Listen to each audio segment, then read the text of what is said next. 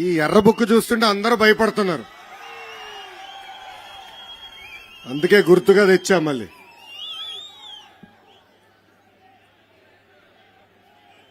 వేదికమైన ఉన్న పెద్దలందరికీ పేరు పేరున నా హృదయపూర్వక నమస్కారాలు.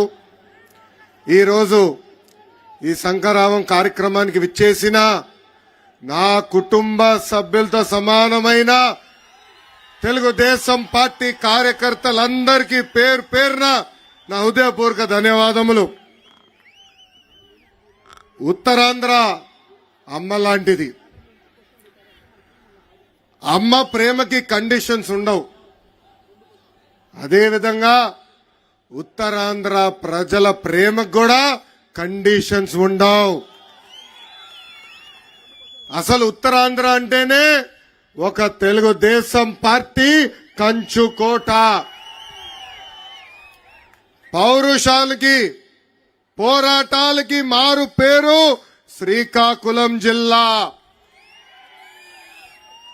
తెలుగుదేశం పార్టీ హయాంలో ఉత్తరాంధ్రాని జాబ్ క్యాపిటల్ ఆఫ్ ఇండియాగా చేస్తే ఈ సైకో జగన్ పరిపాలనలో ఉత్తరాంధ్రాని గంజాయి క్యాపిటల్ ఆఫ్ ఇండియాగా ఈ రోజు మార్చేసే పరిస్థితి.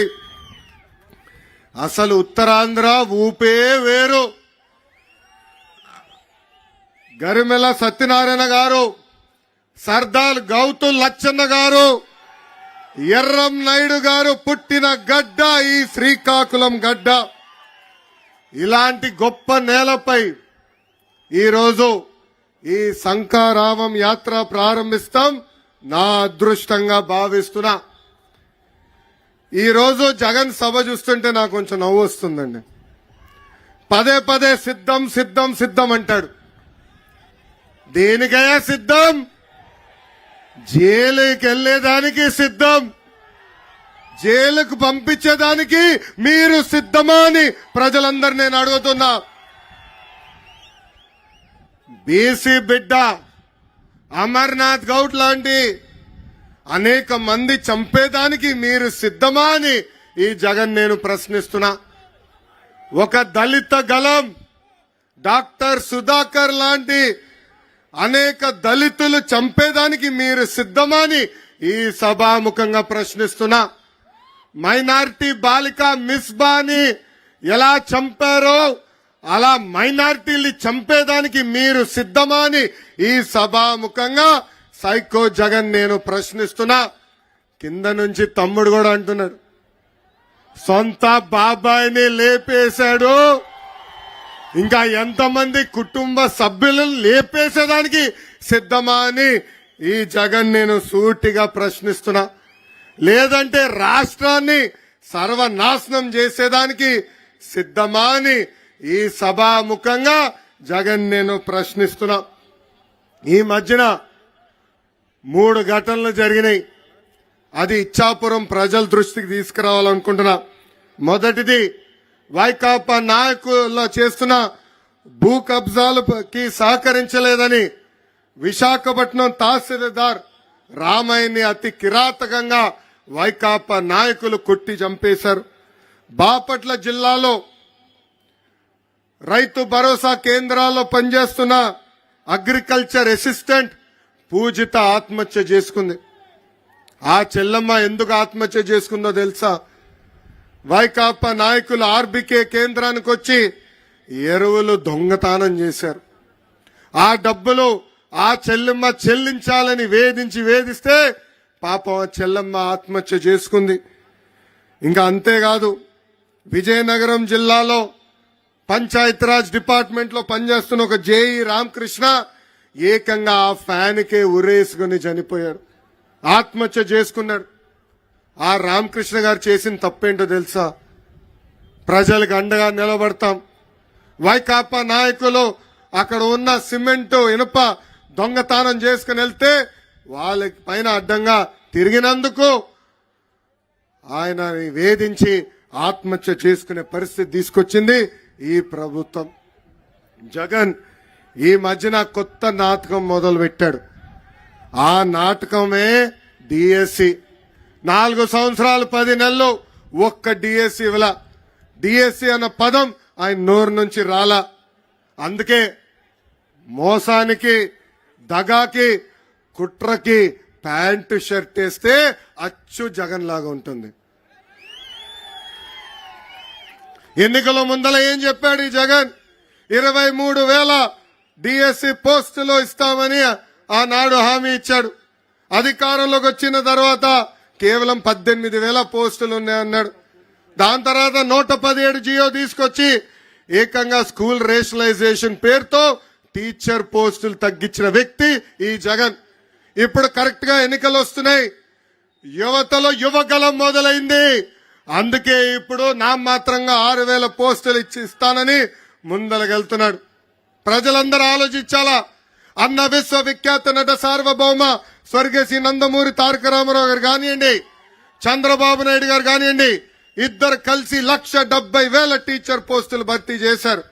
ఈ సభాముఖంగా నిరుద్యోగ యువకులకు హామీ ఇస్తున్నా, వచ్చేది మన ప్రభుత్వమే. ప్రతి సంవత్సరం డిఎస్సి మేము ఏర్పాటు చేస్తాం.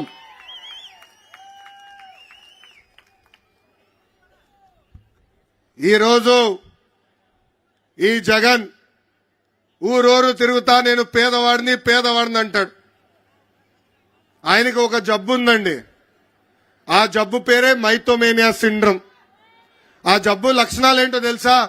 ఉంది లేనట్టు, లేనిది ఉన్నట్టు చెప్తారు. సొంత టీవీ ఉన్నవాడు పేదవాడవుతాడా? సొంత ఛానల్ ఉన్నవాడు పేదవాడవుతాడా? సొంత పేపర్ ఉన్నవాడు పేదవాడవుతాడా? సొంత సిమెంట్ ఫ్యాక్టరీ ఉన్నవాడు పేదవాడవుతాడా అని ప్రజలందరినీ ఒక్కసారి ఆలోచించమంటున్నా. 1,00,000 రూపాయలు విలువైన చెప్పులు వేసుకుని తిరుగుతాడు, 1,000 రూపాయలు ఖరీదైన వాటర్ బాటిల్లో నీళ్లు తాగుతాడు. ఆయనకి పేదవాళ్ళు ఎదుర్కొంటున్న సమస్యలు అర్థమవుతాయని ఒక్కసారి ప్రజలందరూ ఆలోచించాలా. ఇంకా తెలుగింటి ఆడపడుచులు కూడా ఆలోచించాలా. ఈరోజు సొంత చెల్లి షర్మిల గారు కానివ్వండి, సునీత గారు కానివ్వండి, ఏకంగా మాకే భద్రత లేదని చెప్పే పరిస్థితి. సొంత జగన్ ఇంట్లో ఉన్న చెల్లమ్మలకే భద్రత లేకపోతే ఇంకా మన పరిస్థితి ఎలా ఉంటుందో ఒక్కసారి ఆలోచించమని తెలుగింటి ఆడబడుచులు నేను కోరుతున్నా. ఈ జగన్ ని చూస్తే ఒక అద్భుతమైన కటింగ్ ఫిట్టింగ్ మాస్టర్ గుర్తొస్తాడండి. ఏంటది? Cutting fitting master. Jagan button నొక్కుతాడంటాడు, కానీ మనకు కంపడేది బులుగు బట్టనే. బల్ల కింద ఒక ఎర్ర బటన్ ఉంది, అది మనకు కంపడదు తల్లి. ఆ బులుగు బటన్ నొక్కుతాడు తల్లి, అకౌంట్లో 10 రూపాయలు పడుతుంది తల్లి. కానీ అదే క్షణంలో బల్ల కింద ఉన్న ఎర్ర బటన్ నొక్కుతాడు, అకౌంట్ నుంచి 100 రూపాయలు ఉష్షని పోతుంది. ఎలా పోతుందో చెప్పాలి కదా. కరెంటు ఛార్జీలు 9 సార్లు పెంచి బాధుడే బాధుడు, ఆర్టీసీ ఛార్జీలు 3 సార్లు పెంచి బాధుడే బాధుడు, ఇంటి పన్ను, చెత్త పన్ను, నిత్యావసర సరుకులు పెంచి బాధుడే బాధుడు. ఇప్పుడు ఏకంగా భూమ్ ధరలు కూడా పెంచి బాధుడే బాధుడు. ఇంకా కటింగ్ మాస్టర్ అన్నాను కదా, అన్న క్యాంటీన్ కట్, పెళ్లి కానుక కట్, పండగ కానుక కట్, చంద్రన్న బీమా cut, best available school cut, 6 లక్షల వృద్ధులకి పెన్షన్ కట్, డ్రిప్ ఇరిగేషన్ కూడా కట్. ఇట్లా భారతదేశ చరిత్రలోనే 100 సంక్షేమ కార్యక్రమాలు కట్ చేసిన ఏకైక ముఖ్యమంత్రి ఈ జగన్. మీరు పడుతున్న కష్టాలు చూశాం.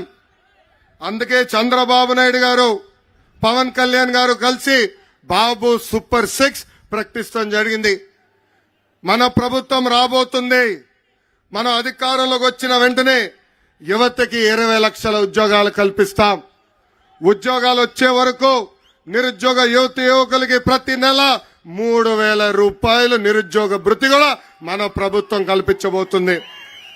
రెండోది, స్కూల్కి వెళ్ళే పిల్లలకి ప్రతి పిల్లకి 15,000 రూపాయలు తల్లి అకౌంట్లో ప్రతి సంవత్సరం వేసే బాధ్యత మన ప్రభుత్వం తీసుకుంటుంది. ప్రతి రైతుకి అండగా నిలబడడానికి 20,000 రూపాయలు రైతులు కూడా మన ప్రభుత్వం ఇస్తుంది. ఇంకా ప్రతి ఇంటికి ప్రతి సంవత్సరం ఉచితంగా 3 గ్యాస్ సిలిండర్లు ఉచితంగా మనం ఇస్తాము. ఇంకా 18 సంవత్సరాల నుంచి 59 సంవత్సరాలు నిండిన మహిళలకి ప్రతి నెల 1,500 రూపాయలు మన ప్రభుత్వం ఇవ్వబోతుంది. అంటే సంవత్సరానికి 18,000 రూపాయలు. 5 సంవత్సరాల్లో 90,000 రూపాయలు మన ప్రభుత్వం మీకు ఇవ్వబోతుంది. ఇంకా మహిళలు ఆర్టీసీ బస్సులో ఉచితంగా ప్రయాణించే హక్కు కూడా మన ప్రభుత్వం కల్పించబోతుందని ఈ సభాముఖంగా తెలుపుతున్నాం. అసలు ఉత్తరాంధ్రకి పట్టిన శని ఈ జగన్. 3 రాజధానులు అన్నాడు. ఉత్తరాంధ్రలో కనీసం ఒక్క ఇటుకన వేసాడా? ఒక్క అభివృద్ధి కార్యక్రమం చేశాడా? విశాఖపట్నంలో ప్రజా ధనాన్ని లూటీ చేసి 500 కోట్ల రూపాయలతో ఒక ప్యాలెస్ కట్టుకున్నాడు తప్ప ఉత్తరాంధ్రకు చేసింది ఏమీ లేదు. విశాఖ రైల్వే జోన్ కి ఏర్పాటు చేసేదానికి భూమి కూడా ఈ ప్రభుత్వం ఇవ్వలేదు. మూటబడిన అన్ని షుగర్ ఫ్యాక్టరీలు తెరుస్తానని ఎన్నికల ముందల హామీ ఇచ్చి కనీసం ఒక్క ఫ్యాక్టరీ కూడా ఈ జగన్ తెరవలేదు. ఇంకా విశాఖ ఉక్కు ఆంధ్రుల హక్కు నినాదంతో ఆనాడు ఆంధ్రులందరూ పోరాడి విశాఖ ఉక్కు తీసుకొచ్చారు. ఇప్పుడు ఏకంగా ఆ విశాఖ ఉక్కుకున్న భూముల్ని కాజేసేదానికి ప్రయత్నిస్తుంది ఈ ప్రభుత్వం. ఇంకా శ్రీకాకుళం జిల్లాకి జగన్ పాదయాత్రలో ప్రత్యేకంగా 60 హామీలు ఇచ్చాడు. దాంట్లో ప్రధానంగా మనం చూస్తే పెండింగ్ ప్రాజెక్టులన్నీ పూర్తి చేస్తానని హామీ ఇచ్చాడు. పూర్తి చేశాడా అని ప్రజలందరిని అడుగుతున్నా. Vamsadhara Thotapalli right left canals Nagavali కరకట్టు పనులు పూర్తి చేస్తానని హామీ ఇచ్చాడు. పనులు కనీసం ప్రారంభించాడా అని ప్రజలందరినీ ఆలోచించమంటున్నా. మా చేనేత సోదరులకు ఉన్న బకాయిలు కూడా తీరుస్తానని హామీ ఇచ్చి ఈ రోజు మాట తప్పాడు, మడమ తిప్పాడు ఈ జగన్.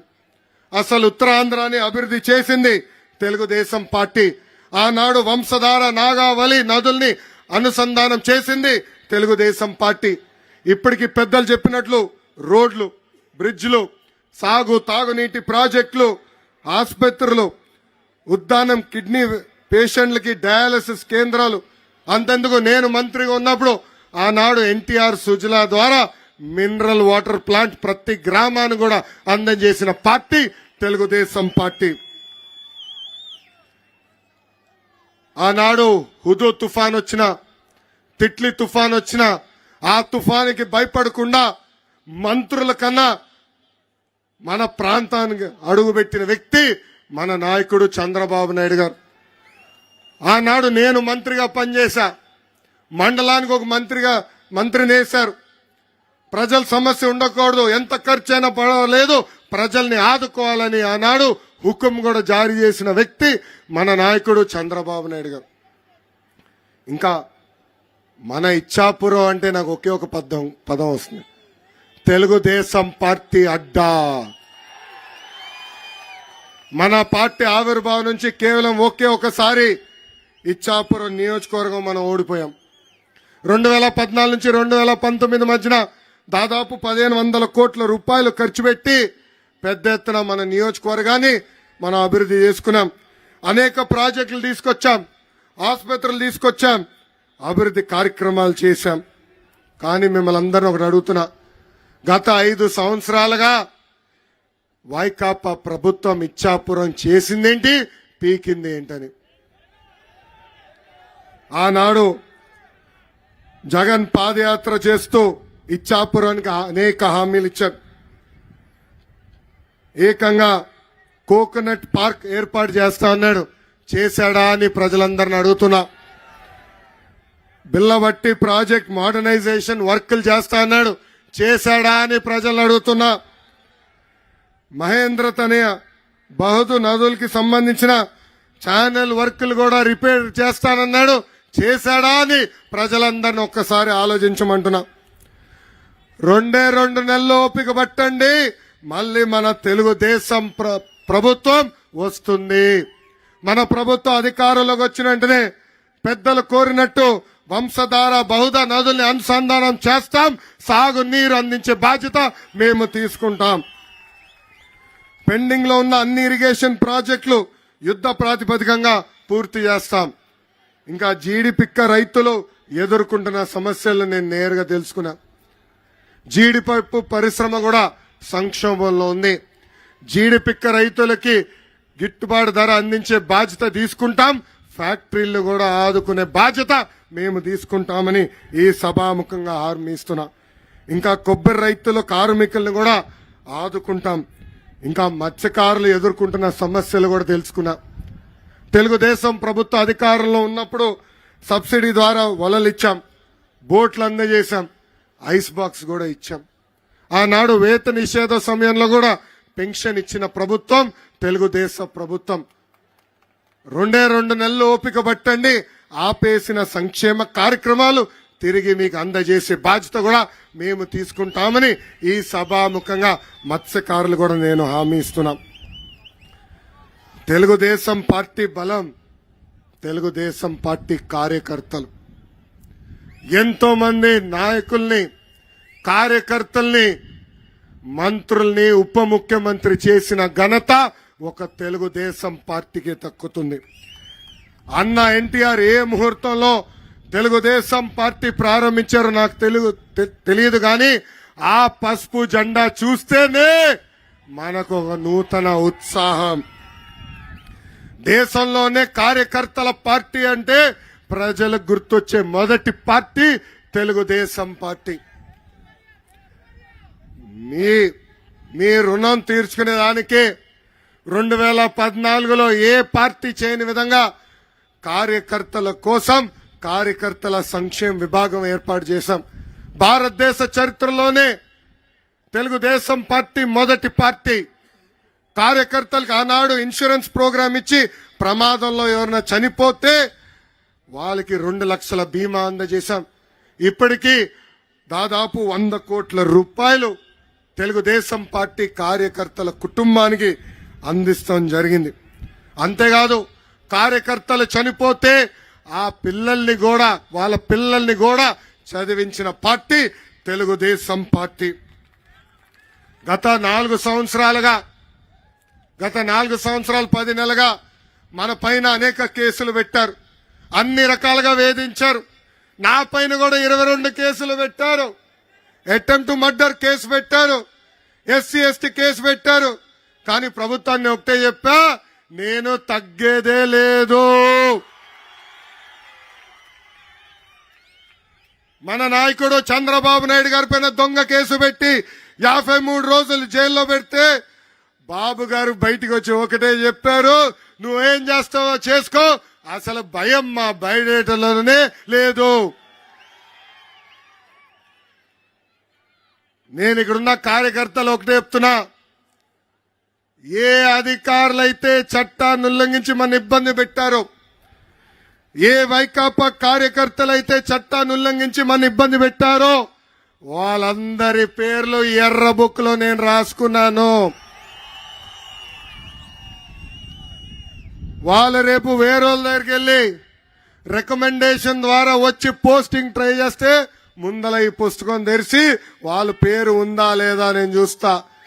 అంతేకాదు మనం అధికారంలోకి వచ్చిన వెంటనే జ్యుడిషియల్ ఎంక్వైరీ చేస్తాం.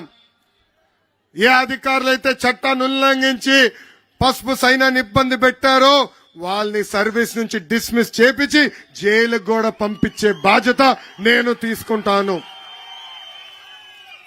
ఎస్, అన్న ఎన్టీఆర్ మన దేవుడు, చంద్రబాబు నాయుడు గారు మన రాముడు.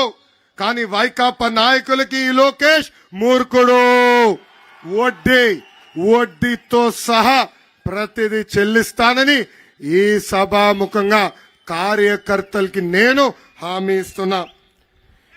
ఈరోజు ఈ శంకరామం కార్యక్రమం ద్వారా మనం మళ్ళీ ప్రతి గడప తొక్కాలి. బాబు సూపర్ 6 కార్యక్రమం ఏదైతే హామీలు ఇచ్చామో ఆ హామీలన్నీ ప్రతి ఇంటికి తీసుకెళ్లాల్సిన బాధ్యత మనందరి పైన ఉంది. బాధుడు కానివ్వండి, ఇదే మీ కర్మ మన రాష్ట్రం కార్యక్రమం కానివ్వండి, బాబు షూరిటీ భవిష్యత్తు గ్యారెంటీ కానివ్వండి, ఇప్పుడు బాబు సూపర్ 6 కార్యక్రమం ఎవరు బాగా చేశారో నాకు డైరెక్ట్ గా నా కంప్యూటర్లోనే ఉంటుంది. రేపు నామినేటెడ్ పోస్టులు కానీ కీలకమైన పదవులు కానివ్వండి, ఎవడు రికమెండేషన్ అవసరం లేదు, మీ పనితీరుతోనే పదవులు ఇచ్చే బాధ్యత నేను తీసుకుంటానని ఈ సభాముఖంగా కార్యకర్తలందరికీ నేను హామీ ఇస్తున్నా. ఈరోజు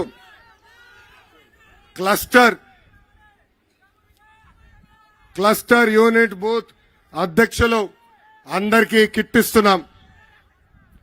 ఈ కిట్ లో ప్రధానంగా 3 ఉంటాయి. ఒకటి ఈ క్యాలెండర్లు ఉంటాయి. ఈ క్యాలెండర్లో ఉమ్మడి మేనిఫెస్టో పవన్ కళ్యాణ్ గారు బాబు గారు కూర్చుని ఇచ్చిన హామీలు దీంట్లో ఉన్నాయి. ఇది ప్రతి ఇంటికి చేర్చాల్సిన బాధ్యత ఇక్కడ ఉన్న క్లస్టర్ యూనిట్ బూత్ అదేవిధంగా కేఎస్ఎస్ పైన ఉంది. ఈ క్యాలెండర్ ప్రతి ఇంటికి తీసుకెళ్లాల్సిన బాధ్యత మీ పైన ఉంది. ఒక్కొక్క బాక్స్ లో అంటే కట్టేసాం 25 క్యాలెండర్లు ఉంటాయి. ఇట్లా ప్రతి బూత్ కిట్లో 10 ఇస్తాం. సో ప్రతి గడపకి మనం అనుకున్న బాబు సూపర్ 6 తీసుకెళ్లాల్సిన బాధ్యత మీ పైన ఉంది. ఇంతేకాకుండా కిట్లో నేను వేసుకున్నట్టు సైకిల్ కూడా ఇస్తున్నాం. మీరు మీ చొక్కమైన సైకిల్ వేసుకుని ప్రతి గడపకి వెళ్ళాలని ఈ సభాముఖం కోరుతున్నాను. ఇంకా మీరు కూడా మర్చిపోకుండా బాబు సూపర్ 6 హామీలని కూడా ఒక చిన్న నోట్గా ఇస్తున్నాం. అది కూడా మీరు జోబులో పెట్టుకుని ప్రతి గడప దొక్కాలి. ఈ కిట్లో క్యాప్ కూడా మన పసుపు క్యాప్ కూడా ప్రతి కార్యకర్తకి ఇస్తున్నాము. సో ఈ కార్యక్రమం ఇంక ఎన్నికల ముందల చివరి కార్యక్రమం. ఇది చాలా కీలకమైన కార్యక్రమం. అందుకే ఈ కిట్టు మీరు ఇంటికి తీసుకెళ్లి బాబు సూపర్ 6 ప్రతి గడపకి తీసుకెళ్లాలని ఈ సభాముఖంగా నేను మిమ్మల్ని అందరినీ కోరుతున్నా. ఈరోజు రాష్ట్ర పరిస్థితులు ఎలా ఉన్నాయో మీ అందరు చూస్తున్నారు. ఆనాడు చంద్రబాబు నాయుడు గారిని అరెస్ట్ చేస్తే రాష్ట్రానికి వచ్చేదానికి ప్రయత్నించిన పవన్ కళ్యాణ్ గారిని కూడా ఏకంగా బార్డర్లో ఆపే పరిస్థితి. ప్రత్యేక విమానంలో రావాలంటే విమానం కూడా పర్మిషన్ ఇవ్వని పరిస్థితి. ఆ రోజు మన కష్టకాలాల్లో ఉంటే నాకు అన్నగా నిలబడిన వ్యక్తి పవన్ కళ్యాణ్ గారు. ఆనాడు బాబు గారిని చూసిన వెంటనే లేదు కలిసికట్టుగా పోరాడదాం, ఒకే ఒక లక్ష్యంతో ఈ ప్రభుత్వాన్ని దించే లక్ష్యంతో కలిసికట్టుగా పోరాడదామని ఆనాడు ముందుకొచ్చిన వ్యక్తి పవన్ అన్న. పెద్దలన్నట్టు ఈ వైకాపాలో పేటీఎం బ్యాచ్ ఉందండి. 5 రూపాయలు వాళ్ళకి కొడితే పోస్ట్ పెడతారు. కావాలని మన మధ్యలో చిచ్చు పెట్టడానికి ప్రయత్నిస్తున్నారు. మీరు ఎవరు అధైర్యపడదు, జాగ్రత్తగా ఉండండి. ఆ దొంగ పోస్టులు ఎవరైనా పెడితే మీరు ఎట్టి పరిస్థితుల్లో దానిపైన స్పందించద్దండి. 2 పార్టీలు ఒకటే లక్ష్యం, ఒకే ఒక లక్ష్యంతో పనిచేస్తున్నాం. అది బాయ్ బాయ్ జగన్ లక్ష్యం. ఆంధ్ర రాష్ట్రానికి క్యాన్సర్ లాగా తినేస్తున్న జగన్ ప్రభుత్వాన్ని తరిమి తరిమి కొట్టే లక్ష్యం. అందుకే కలిసికట్టుగా పనిచేద్దాం.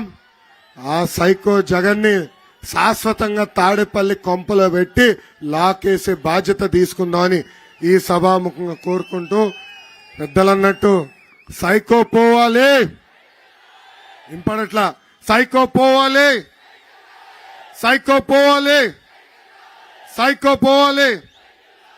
చంద్రబాబు నాయుడు గారి నాయకత్వం. జోహార్ అన్న ఎన్టీఆర్. జై హింద్.